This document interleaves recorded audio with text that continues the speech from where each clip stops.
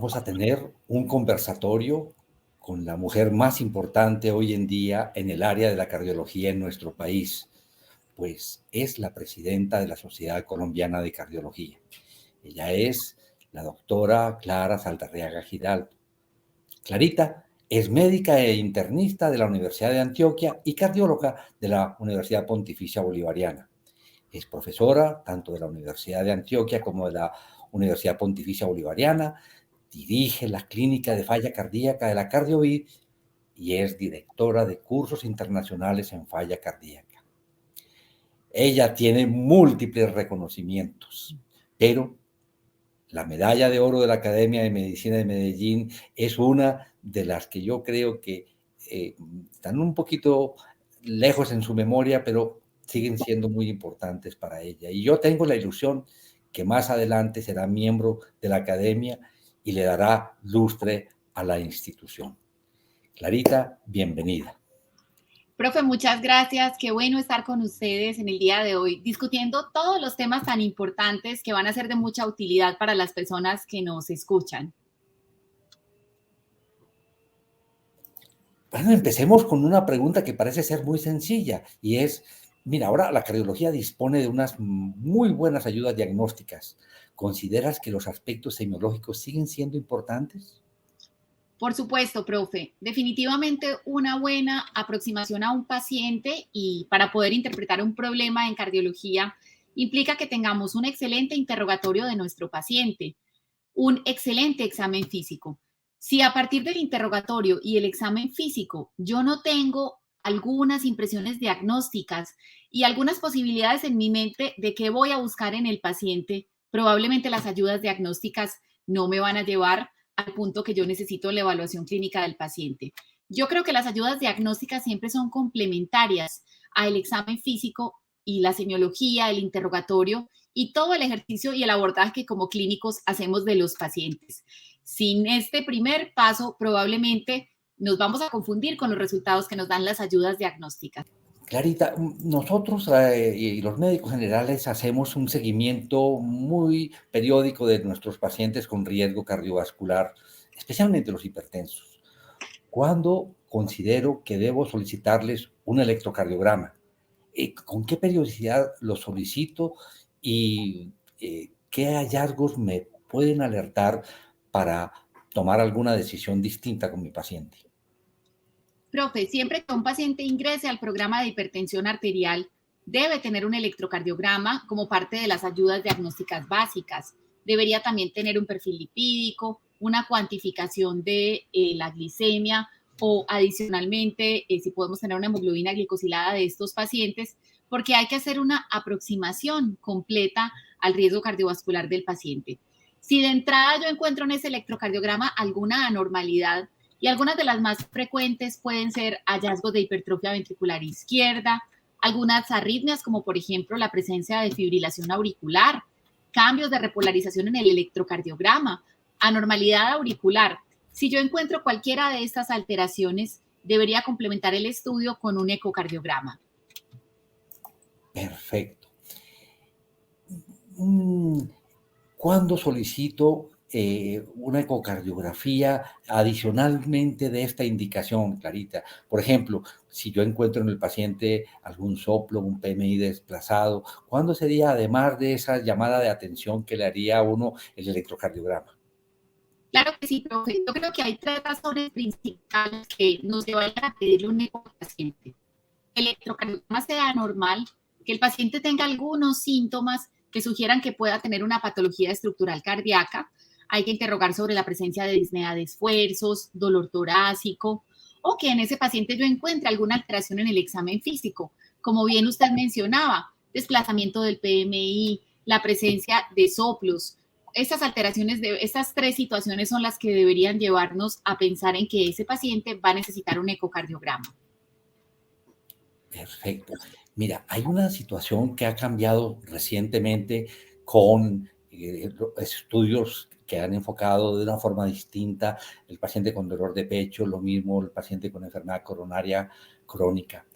Las pruebas de esfuerzo siguen siendo útiles para avanzar en el diagnóstico de enfermedad coronaria como causa de dolor crónico o con el diagnóstico precoz de enfermedad coronaria? Profe, las pruebas de esfuerzo dependen mucho en el contexto en que se soliciten. Yo creo que lo primero que necesitamos hacer es evaluar la probabilidad que tiene el paciente de tener enfermedad coronaria.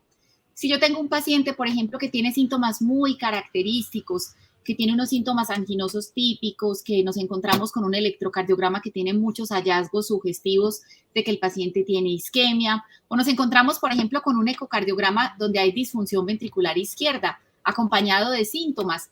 Creo que ese es el escenario de pacientes en los cuales yo me iría directamente a un estudio invasivo, probablemente una coronariografía. Pero si por el contrario tenemos un paciente que tiene factores de riesgo, es diabético, tiene, por ejemplo, una dislipidemia importante y tiene síntomas anginosos y yo quiero aproximarme a la posibilidad de que tenga una enfermedad coronaria, si de pronto ese dolor no es muy característico por completo, yo diría que este paciente debería estudiarse mejor con una prueba de estrés con imágenes, ya sea una ecocardiografía de estrés con dobutamina, con ejercicio o una perfusión miocárdica. Pero si tenemos un paciente de baja probabilidad, profe, en el cual la prueba de esfuerzo podría de alguna manera ayudarme a evaluar ese paciente, pues tendríamos dos opciones. O hacerle, por ejemplo, un estudio por imagen, que sería el caso de hacer una tomografía coronaria, hacer un puntaje de calcio inicial y después mirar si necesita hacer una tomografía coronaria o hacer una prueba de esfuerzo en banda. Entonces, esta ayuda diagnóstica quedaría como para pacientes de baja probabilidad o cuando yo quiero mirar otras cosas que pueden ocurrir con el ejercicio. Por ejemplo, la respuesta de las arritmias al ejercicio, la frecuencia cardíaca del paciente. A veces yo sospecho que ese paciente puede tener una disfunción sinusal, que su corazón no se acelera en respuesta a los ejercicios y esos pacientes se quejan mucho de fatiga, de intolerancia al ejercicio. Ahí la prueba de esfuerzo puede ser de mucha utilidad para mí. Y quiero como cerrar esta pregunta recordándoles que no se recomienda hacer pruebas de inducción de isquemia en pacientes asintomáticos. No se hacen de rutina este tipo de exámenes en pacientes en los cuales yo no tengo un cuadro clínico que me sugiera que puede haber una enfermedad coronaria de base. Ya que mencionaste el angioTAC de coronarias y el score de calcio, ¿cuándo solicitamos estos exámenes? De pronto, precisar un poquito más cuándo sería una indicación muy precisa de uno de estos exámenes. Claro que sí, profe. Empecemos con el score de calcio. Este es un examen donde se hace por tomografía, se compara el calcio que tenemos en el esternón, que es el huesito que tenemos en el centro del pecho, y se compara con el calcio que hay en las arterias coronarias, porque el calcio es como la señal de que hay placas de aterosclerosis en el corazón. Hay unos puntajes que están relacionados según la edad del paciente y la ayuda más grande que me da a mí el score de calcio es que si yo tengo un paciente que tiene 0 de score de calcio, probablemente la probabilidad, el riesgo de ese paciente se puede reclasificar. Entonces, el score de calcio se utiliza en pacientes que cuando yo estoy evaluando el riesgo cardiovascular, tienen riesgo, por ejemplo, intermedio de tener eventos cardiovasculares durante los próximos años. Si yo hago un score de calcio y encuentro que es 0, esto me reclasifica al paciente en que probablemente es más hacia bajo riesgo y las intervenciones como que tanto voy a intensificar el control del colesterol LDL, pues yo las puedo modificar con relación a la información que me da este estudio. Entonces, el score de calcio me reclasifica el riesgo de los pacientes. Sin embargo, si yo me encuentro un score de calcio muy alto, que son algunas situaciones que podemos encontrarnos con frecuencia en los pacientes, yo podría solicitar un estudio complementario, que ese sí sería la angiografía de coronarias por tomografía. O en el estudio de pacientes que tienen dolor torácico, que tienen un electrocardiograma no diagnóstico y que tienen biomarcadores negativos. Yo podría hacer una tomografía coronaria y ahí sí me van a mostrar una imagen de las 3 arterias principales y me van a decir si tienen lesiones, de qué porcentaje son las lesiones y me va a permitir seleccionar los pacientes que van a necesitar otra intervención adicional como una coronariografía. Entonces, el puntaje de calcio para clasificar el riesgo, pero la angiografía coronaria por tomografía o el angioTAC coronario me ayuda a identificar posibles lesiones coronarias que expliquen el cuadro clínico de un paciente. Muy claro, clarito. Una de las ayudas diagnósticas que más nos han ayudado a estudiar los pacientes con disnea y encontrar y definir si tienen una falla cardíaca junto con los criterios clínicos son los peptidonatriuréticos. Cuando se solicita una prueba de peptidonatriuréticos, bien sea un BNP o un ProBNP. Claro que sí, profe. Estas ayudas diagnósticas nos ayudan mucho en la evaluación, por ejemplo, de pacientes que tienen disnea y que yo, por ejemplo, no estoy muy segura si la disnea es de origen pulmonar o si la disnea está causada por un caso de insuficiencia cardíaca. Si yo ya examiné al paciente y con el examen físico no logré concluir cuál era el origen de la disnea, ya hice la evaluación del paciente, tener un NT-proBNP o un BNP por debajo de los puntos de corte me ayuda a excluir el diagnóstico de la insuficiencia cardíaca. Los puntos de corte para pacientes que están en el escenario ambulatorio, para el BNP y para el NT-proBNP es 35 y 125, y en pacientes agudos que están en urgencias, menos de 100 de BNP y menos de 300 de NT-proBNP. Si el valor está por debajo de ese punto de corte, probablemente yo debo buscar otras causas de la disnea. Y en el escenario de los pacientes que tienen alto riesgo cardiovascular, por ejemplo, los diabéticos o los pacientes que tienen hipertensión, dislipidemia, hay dos estudios que sugieren que medir los péptidos natriuréticos me permite seleccionar aquellos pacientes que los tienen elevados. En estos estudios usó más de 50 para el BNP y más de 110 para el NT-proBNP. Yo podría identificar qué pacientes pueden tener algún daño subclínico estructural cardíaco y seleccionar cuáles son los que pueden necesitar una ecocardiografía para la detección temprana de pacientes que tienen insuficiencia cardíaca y aún no han desarrollado síntomas o que tienen algunos hallazgos iniciales de la enfermedad. Esa sería la utilidad más importante de esta ayuda diagnóstica.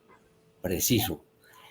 Clarita, hay un medicamento que nos ha modificado muchísimo el manejo de los pacientes con falla cardíaca, pero también aquellos que tienen riesgo cardiovascular, que son los inhibidores de GLT2.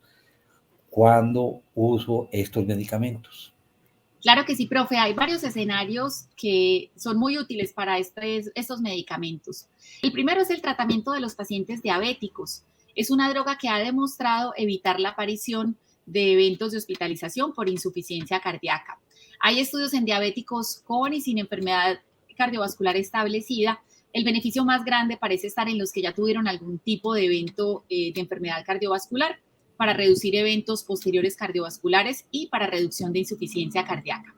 El segundo escenario son los pacientes con insuficiencia cardíaca, con función reducida o con función preservada. Aquí sí, independiente de la presencia de diabetes. En este escenario, los ISGLT2 se han convertido en tratamiento de la enfermedad. En insuficiencia cardíaca con función reducida, reducen la mortalidad, las hospitalizaciones y preservan la función renal de los pacientes. Y en insuficiencia cardíaca con función preservada, sobre todo la empagliflozina, que es la que tiene el estudio, muestra reducción del combinado de morirse y hospitalizarse, pero sobre todo en las hospitalizaciones. Y el tercer escenario, profe, son los pacientes que tienen enfermedad renal. Ya hay un estudio que se hizo con dapagliflozina que muestra que esos pacientes que tienen enfermedad renal, independiente de la presencia de diabetes, aquí también es un escenario donde el paciente no tiene que ser diabético, el uso de estos medicamentos previene la progresión de la enfermedad renal. Entonces son tres escenarios: tratamiento de la diabetes, tratamiento de la insuficiencia cardíaca y tratamiento de la enfermedad renal. Qué herramienta, ¿no? Clarita, una de las cosas que a veces me preocupa más a los médicos generales es cuando a su paciente le encuentran latidos prematuros o cuando en el electrocardiograma que se le toma para control aparecen ectopias ventriculares. ¿Qué recomendaciones le das a los médicos generales cuando hay ese hallazgo, bien sea en el electrocardiograma o el examen del paciente? Claro que sí, profe. Primero necesitamos saber qué tan frecuentes son. Entonces, ese paciente necesitaría un Holter de 24 horas. Hay que recordar que cuando los pacientes tienen más del 10% del tiempo, tienen una carga rítmica, que es lo que nosotros llamamos que más del 10% del tiempo tienen latidos prematuros ventriculares, es un factor de riesgo para desarrollar disfunción ventricular. Adicionalmente, necesitamos identificar si estos latidos prematuros ocurren en el contexto de un corazón sano o de un corazón enfermo, porque es muy diferente el enfoque. Entonces, a estos pacientes hay que hacerles una ecocardiografía. Y la tercera pregunta que tenemos que hacernos es si estamos en el contexto de un paciente que tiene isquemia inducible.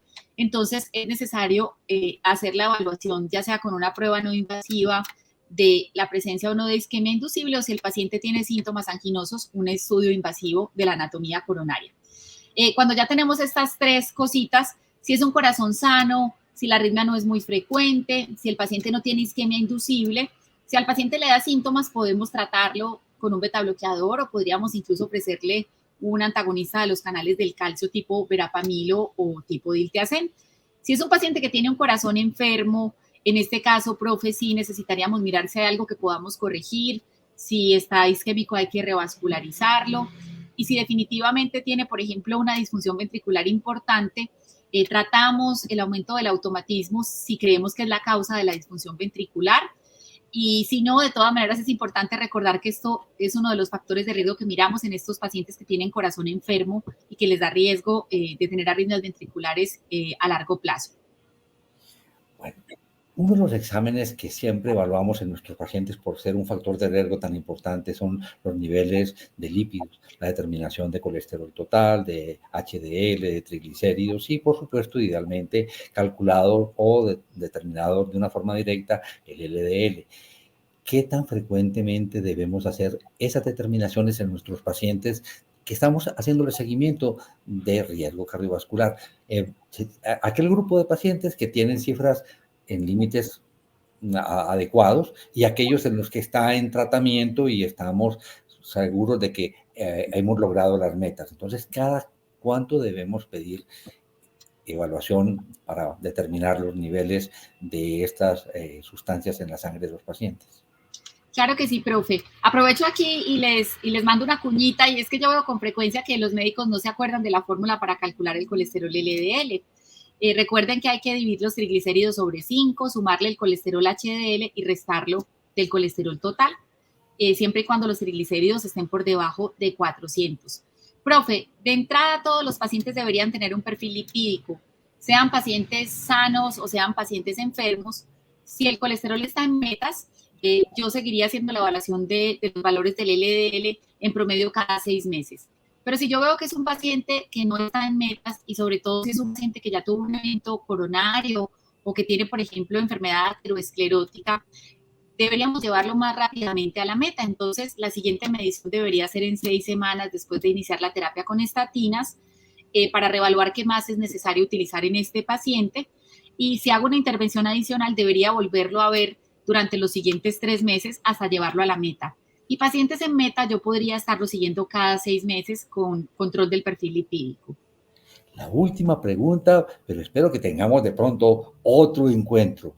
Y es esto, muy frecuentemente los médicos tienen la tendencia a que si el paciente está bien controlado de sus cifras de colesterol, si están bien controlados de su falla cardíaca o de sus cifras de presión arterial, empiezan a disminuir medicamentos o los quitan. ¿Qué recomendaciones tienes en esta última pregunta, Clarita? Profe, sí, definitivamente estamos hablando de enfermedades crónicas, tanto la dislipidemia como la diabetes, la hipertensión, la insuficiencia cardíaca es otro ejemplo perfecto, donde cuando vemos una mejoría en los valores que seguimos, ya sea el colesterol, la presión, la hemoglobina glicosilada, es la respuesta al tratamiento que nosotros instauramos. Entonces, no deberíamos suspender el tratamiento. Si el paciente mejora estos valores, quiere decir que está respondiendo a la terapia, pero la terapia debe continuar. Tenemos que tener el concepto de estas enfermedades como un proceso crónico donde el paciente necesita estar recibiendo la terapia de manera indefinida. Muchísimas gracias, Clarita. Y para desearte muchos éxitos en esta etapa de tu vida como directora de la Asociación de Cardiología del país. Y de verdad que te felicitamos por el liderazgo que has ejercido como una colega que ha mostrado toda la potencialidad que tienen ustedes en hacer medicina de alta calidad y en ser líderes.